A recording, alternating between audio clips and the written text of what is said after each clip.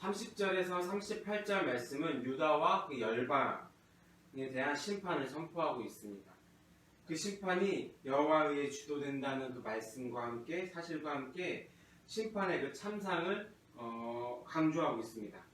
범죄한 열방을 향한 이 하나님의 분노로 그로 인해서 황폐함과 통곡함이 지금 그 장면들이 묘사되고 있습니다. 30절을 제가 다시 한번 더 읽겠습니다. 그러므로 너는 그들에게 이 모든 말로 예언하여 이르기를 여호와께서 높은 데서 포효하시고 그의 거룩한 초소에서 소리를 내시며 그의 초장을 향하여 크게 부르시고 세상 모든 주민에 대하여 포도 밟는 자같이 힘겹게 노래하리라. 30절에서 나오는 여호와께서 높은 데서 포효하신다라는 표현은 이 심판의 대상들에게 감당할 수 없을 만큼의 두려움을 조성한다는 사실을 강조하고 있습니다. 그리고 먹잇감을 목전에 두고 있는 굶주린 사자, 이 이미지는 상대방에게 조금도 인정을 베풀지 않고 철저하게 파멸시킨다는 의미와 또한 굶주린 사자로부터 피할 자가 없음을 강조하고 있습니다. 이러한 표현은 범죄한 열방을 향해서 지금 매우 하나님께서 얼마나 분노하고 있는지에 대해서 하나님의 심정을 그대로 드러내고 있는 장면이라고 볼 수 있습니다. 그리고 이 하나님의 심판의 결과가 얼마나 참혹할 것인지에 대해서 33절은 이렇게 증거합니다.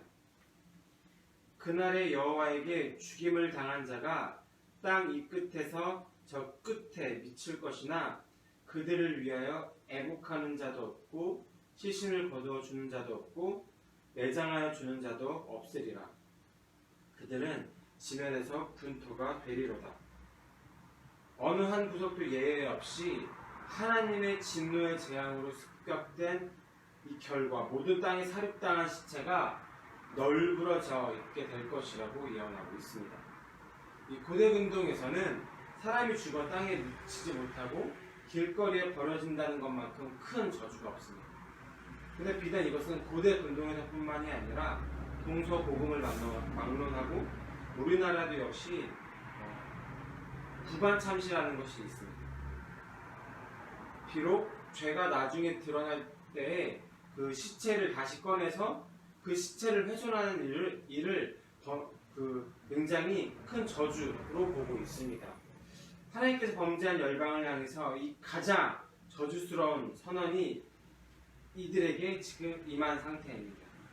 사자가 목초지 위에서 평화로운 양떼를 먹어 치워버리듯이 그리고 인정사정 없이 먹어버리듯이 하나님의 심판에 대한 이런 인식이 없이 안일하게 지냈던 우리는 평안할 것이다 라고 여겼던 이 사람들에게 초토화할 것이라고 하나님은 예언하고 있습니다.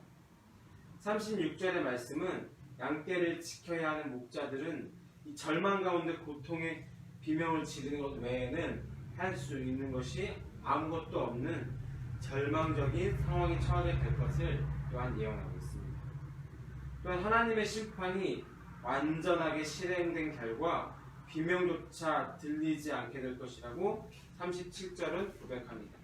37절을 제가 한번 더 읽겠습니다. 평화로운 목장들이 여호와의 진노하시는 열기 앞에서 적막하게 되리라.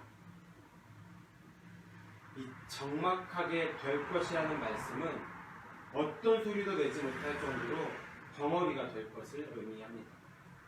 하나님의 진노의 열기 앞에서 그 누구도 아무 소리를 낼 수 없을 정도로 하나님은 철저하게 무자비하게 지금 파멸을 준비하고 계십니다. 하나님의 진노를 피할 방법도 피할 기회도 없을 아무 소리도 내지 못할 정도로 두렵고 두려운 날이 오기 전에 이 하나님의 말씀을 먼저 맡은 우리가 목자의 역할을 감당해야 함을 오늘 말씀을 통해 다시 한번 더 일깨워주고 있습니다.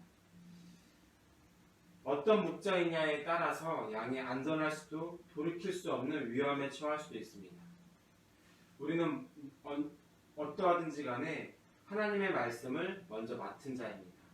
가정 가운데서 또한 공동체 가운데서 어떤 여러 가지 역할로서 하나님의 말씀을 맡은 자입니다.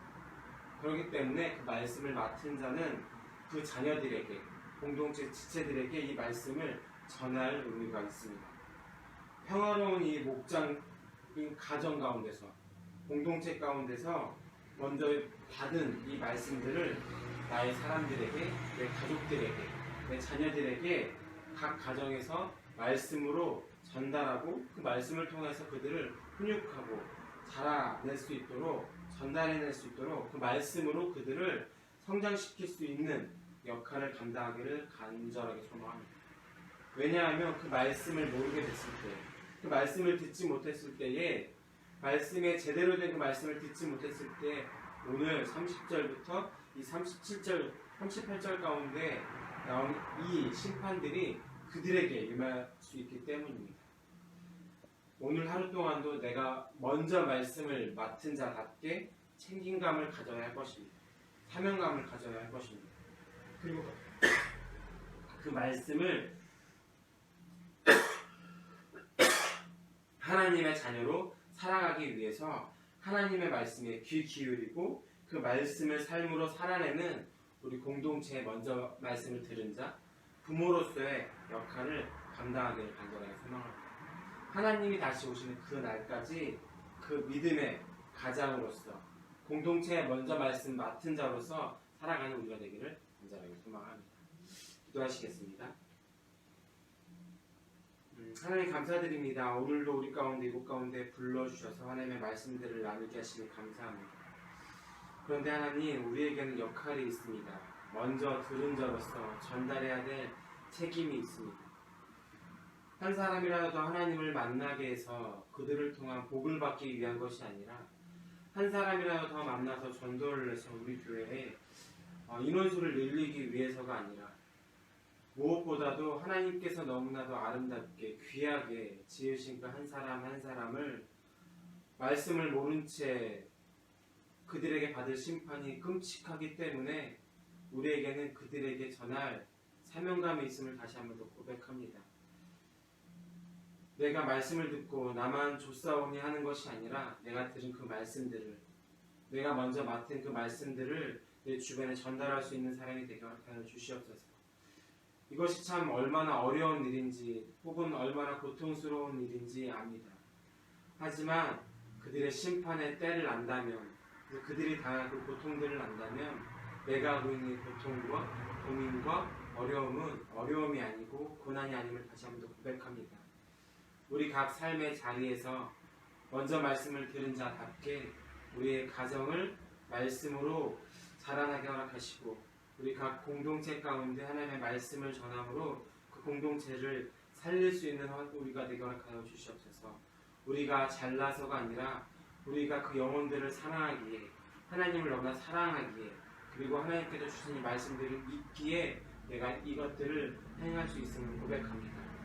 오늘도 들은 책임을 다하여 내 주변에게 하나님의 말씀을 전달할 수 있는 온전한 말씀의 통로 역할을 감당할 수 있도록 허락하여 주시옵소서. 이 모든 말씀 예수님의 이름으로 기도했습니다. 아멘.